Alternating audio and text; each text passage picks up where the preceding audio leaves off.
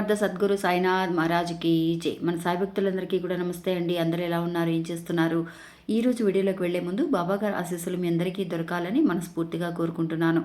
ఇంకా ఈరోజు బాబా ఏమంటున్నారు అనంటే, బిడ్డ ఈ రోజు నుంచే నీ జీవితంలో అతిపెద్ద మలుపు అనేది రాబోతుంది తల్లి. అంటే అతిపెద్ద మార్పు అనేది రావడానికి అవకాశాలు అనేవి ఎక్కువగా కనిపిస్తూ ఉన్నాయి. నిజంగా నువ్వు ఎప్పుడు కూడా అడుగుతూ ఉన్న ఒక ప్రశ్నకి సమాధానం అంటే, బాబా నాకు అన్ని వైపులా కూడా తలుపులు మూసుకుపోయాయి బాబా, నేను ఏ పని చేద్దామనుకున్నా కూడా నాకు సహాయం చేసేవాళ్ళు లేరు సరికదా, నన్ను మోసం చేసేవాళ్లే ఎక్కువగా ఉన్నారు, నేను ఎవరిని నమ్మాలి ఎవరిని నమ్మకూడదు అన్న విషయం అనేది నాకు తెలియటం లేదు అని బాధపడుతూ ఉన్నావు కదా. అలాంటి నీకు నువ్వు ఊహించని విధంగా అతిపెద్ద మలుపు అనేది నీ జీవితంలో రాబోతుంది. అది కూడా ఎలా రాబోతుంది అనేది నేను తెలియజేస్తాను అని ఒక మంచి సందేశాన్ని ఇచ్చారండి. అంటే బాబా ఏం చెప్పబోతున్నారు అనేది తెలుసుకుందాము. ఇంకా వీడియోలోకి వెళ్ళడానికి ముందుగా మన ఛానల్ని కొత్తగా చూసే వాళ్ళైతే కనుక ప్లీజ్ సబ్స్క్రైబ్ చేసుకొని చూడండి. మీకు వీడియో నచ్చితే కనుక ఒక చిన్న లైక్ చేసి సపోర్ట్ చేయండి. మీరు ఇంతవరకు కూడా ఎంతోమంది దగ్గర జ్యోతిష్యం చెప్పించుకొని అలసిపోయి ఉంటారు. కానీ నేను ఒక గురువు గారి గురించి తెలియజేస్తానండి. ఈ గురువుగారండి ఆదికొండ దేవత పూజారి సుబ్రహ్మణ్యరాజు గారు. ఈయన ఫోన్ నంబర్ 9347293375. మాకు జీవితంలో ఎన్నో మార్పులను తీసుకొచ్చారండి ఈయన. అందువల్లే మీ అందరికీ కూడా తెలియజేస్తున్నాను. ఈ గురువు గారు చెప్పింది చెప్పినట్టుగా జరుగుతుందండి. అది కూడా కొన్ని రోజులలోనే. అంటే భార్యాభర్తల మధ్య గొడవలు, విదేశీ ప్రయాణం ఆలస్యం అవడం, ప్రేమ, పెళ్లి, సంతానం లేకపోవడం, కోర్టు సమస్యలు, గృహము మరియు కుటుంబ సమస్యలు, ధనం అనేది చేతిలో నిలబడకపోవడం, నమ్మిన వ్యక్తి మోసం చేయటం, స్త్రీలకు పురుషులకు సంబంధించిన గుప్త సమస్యలు ఎటువంటివైనా సరే కొద్ది రోజులలోనే పరిష్కరిస్తున్నారండి. అది కూడా ఒక ఫోన్ కాల్ ద్వారా. మీరు ఒకసారి ఆయనకి కాల్ చేసి చూడండి. ఇంకా వీడియోలోకి వెళ్దామండి.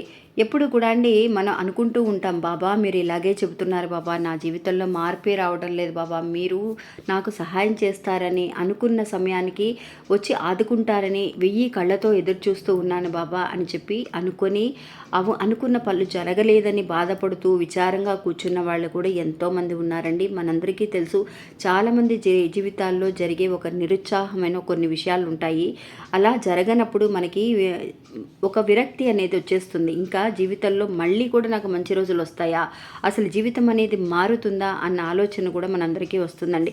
ఖచ్చితంగా మారుతుందండి. రోజులు ఎప్పుడూ ఒకేలాగా ఉండవు. మన కష్టాలు మాత్రమే రావండి. దాని తర్వాత సుఖాలు కూడా, సంతోషాలు కూడా మన జీవితంలోకి వస్తూ ఉంటాయి. అసలు జీవితం అంటే అంతే కదండి, మంచి చెడు అనేది ఉండటం.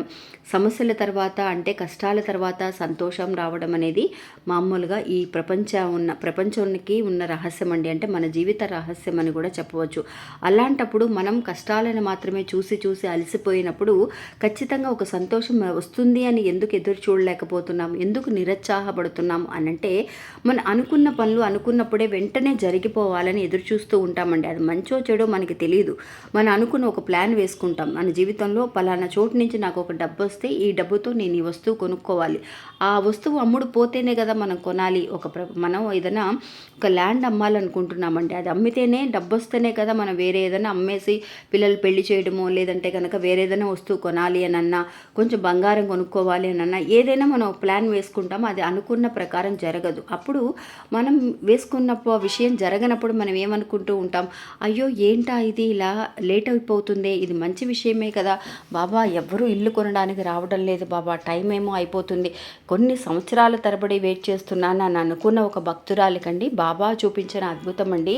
మన జీవితం ఒక మలుపు మారడానికో, ఒక అదృష్టం అనేది మన ఇంటికి వచ్చి తలుపు తట్టడానికో పెద్ద సమయం అనేది పట్టదండి. మన సమస్యలు తీరడానికే సమయం అనేది పడుతుంది, కానీ ఆ సమస్యలు తీర్చడానికే సమయం అనేది బాబా తీసుకుంటారు. కానీ మనకి క్షణాల్లో అదృష్టం అనేది రావడానికి సమయం అనేది చాలా తక్కువ సమయం పడుతుందన్నమాట.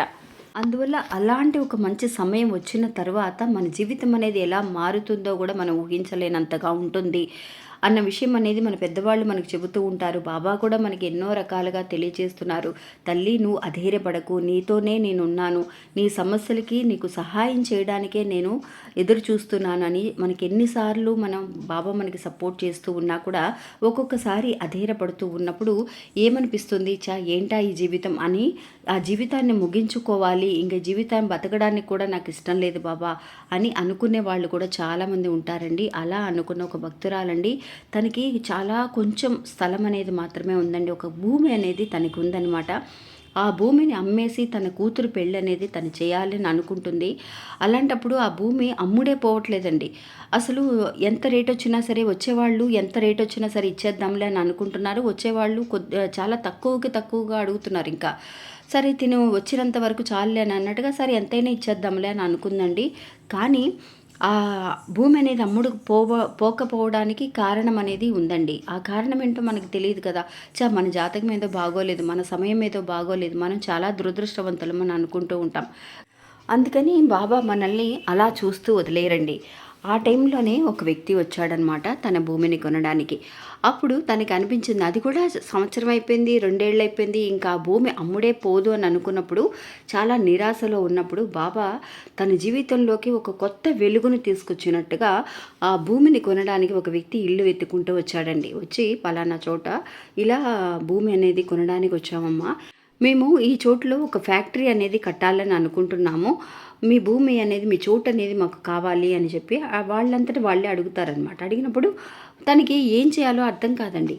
అది పలానా రేట్ అమ్మా, ఇంత రేటుకి మేము ఇస్తాము, మాకు ఇచ్చేసేయండి, మీరు ఇంకెవరికి ఇవ్వద్దని. తను అనుకున్నది 2% మాత్రమే అండి. 2% కంటే తనకి ఎంత వచ్చింది అంటే ఇంకా 10 రెట్లు ఆదాయం అనేది తనకి ఎక్కువ వచ్చిందండి. వాళ్ళు ఒక 2 లక్షలకి ఆ చోటు పోతుందని అనుకోండి, వాళ్ళు వచ్చి మేము 10 లక్షలు ఇస్తాము, మాకు ఇచ్చేయండి అని చెప్పి వాళ్ళు అడిగారనమాట. అడగడం మాత్రమే కాకుండా వాళ్ళు ఒక కాంట్రాక్ట్ బేసిస్లో మాకు నెల మేము కూడా ఆదాయం అనేది ఎంతో కొంత ఇన్కమ్ అనేది ఆ ఫ్యాక్టరీ కట్టిన తర్వాత డెవలప్మెంట్ని చూసి వాళ్ళు ఆదాయం కూడా ఇస్తాము అని చెప్పి. అది చూడండి ఫ్రెండ్స్, అసలు ఊహించలేదన్నమాట. ఇది నిజంగా జరిగిన ఒక విషయం అండి. మాకు తెలిసిన మేము విజయవాడలో ఉండేవాళ్ళం. అక్కడి నుంచి దగ్గరలో ఒక ఊరు అనమాట. ఆ ఊర్లో ఒకళ్ళకి జరిగిన ఒక విషయం అండి ఇది. వాళ్ళు ఎన్నో రకాలుగా ఆ చోటు అమ్మాలని ప్రయత్నిస్తూ జరగనప్పుడు బాబా చూపించిన ఒక అద్భుతాన్ని చెప్పి నాకు నిజంగా షాక్ అనిపించిందండి. బాబా ఎన్నో రకాల అద్భుతాలు ఇప్పటి వరకు కూడా మనకి చూపిస్తూనే ఉన్నారు. అందులో ఇది చాలా గొప్ప అద్భుతం అని కూడా చెప్పవచ్చు. ఆ రోజు స్టార్ట్ అయిందండి తనకి. వాళ్ళు ఆ స్థలం కొన్ని మంచి రేట్ ఇవ్వడమే ఒక అద్భుతం అయితే, వాళ్ళకి ఇంకా నెల కూడా ఒక ఇన్కమ్ లాగా వచ్చేలాగా వాళ్ళు చేయడం అనేది చాలా పెద్ద అద్భుతం అనమాట. ఇంకా అప్పటి నుంచే కూడా తన జీవితంలో ఎన్నో రకాల మార్పుల్ని వాళ్ళు చూస్తూ ఉన్నారు. అలాగే మన జీవితంలో కూడా అండి, మనం అనుకున్న దానికంటే ఒక మంచి మార్పుల్ని తీసుకురావడం కోసమే బాబా ప్రయత్నిస్తూ ఉన్నారు. దానికోసమే ఇది మంచి సమయం అని కూడా మనకి తెలియజేస్తున్నారండి. ఇంకా ఎవరైతే అధైర్యంతో ఉన్నారో వాళ్ళందరూ కూడా అండి, వాళ్ళందరికీ కూడా ఈ వీడియో పంపించండి ఫ్రెండ్స్. నిజంగా ఎవరికైతే వెళ్ళి చేరాలని ఉందో వాళ్ళందరికీ కూడా వెళ్ళి ఖచ్చితంగా అంతేకాకుండా బాబా పంపించిన ఈ సందేశం వల్ల నిజంగా ఎంతోమందికి ఒక గట్టి నమ్మకం రావడానికి కూడా అవకాశం ఉంటుంది. కాబట్టి వాళ్ళు అలాంటి ఒక చిన్న అడుగు అనేది ముందుకు వేసి కొంచెం ప్రోత్సాహం చేసినట్టుగా బాబా సందేశాలు ఉపయోగపడుతున్నాయని ఎంతోమంది తెలియజేస్తూ ఉన్నారండి. దానికి తగినట్టుగా బాబా కూడా చేసి చూపిస్తున్నారండి. ఇంకా ఇది అవునా కాదా అనే విషయాన్ని నా కమెంట్స్లో తెలియచేయండి. మళ్ళీ మంచి ఇంకొకటి మళ్ళీ కలుస్తాను. అంతవరకు సెలవు. నమస్తే సాయిరామ్.